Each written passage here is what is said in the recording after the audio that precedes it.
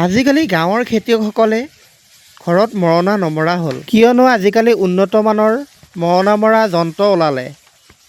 এই মৰণা মৰা যন্ত্ৰৰ সহায়ত সুন্দৰকৈ পথাৰতে কম সময়ত সুন্দৰকৈ মৰণা মাৰিব পাৰে। আগতে ঘৰত গৰু বা মহেৰে মৰণা মাৰিলে বহুত সময় লাগিছিল, আজিকালি পিছে ইমান সময় নেলাগে। পিছে এই মৰণা মৰা যন্ত্ৰৰে ধান মৰণা মাৰিলে ঘণ্টাত 1200 টকাকৈ লয়। ঘণ্টাত 60-70 মোন সুন্দৰকৈ চাফা কৰিব পাৰি। আপোনালোকৰ ফালৰ বাৰু ঘণ্টাত কিমানকৈ লয় কমেণ্ট কৰি জনাবচোন। হেল্ল' এভৰিৱান, কি খবৰ আপোনালোকৰ? নিশ্চয় আপোনালোকৰ খবৰ ভাল। পুনৰ আহিলোঁ মোৰ নতুন এটা ভিডিঅ'লৈ আপোনালোকৰ মাজলৈ। আজি মই আহিছিলোঁ পথাৰত মৰণা মৰা যন্ত্ৰৰে কেনেকৈনো মৰণা মাৰি আছে পথাৰত তাকেই চাবলৈ। ভাবিলোঁ আপোনালোককো অকণমান দেখুৱাওঁ।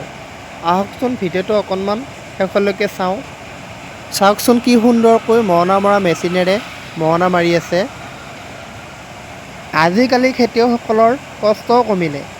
চাওকচোন কি সুন্দৰকৈ পথাৰতে মৰণা মৰা যন্ত্ৰৰে মৰণা মাৰি পথাৰতে ভৰাই কি সুন্দৰকৈ ঘৰলৈ লৈ যাব পৰা সুবিধা হ'ল।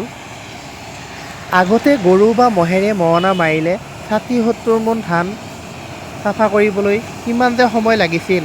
আজিকালি পিছে 1 ঘণ্টাতেই সুন্দৰকৈ 60-70 মোন ধান চাফা কৰিব পৰা সুবিধা হৈ গ'ল।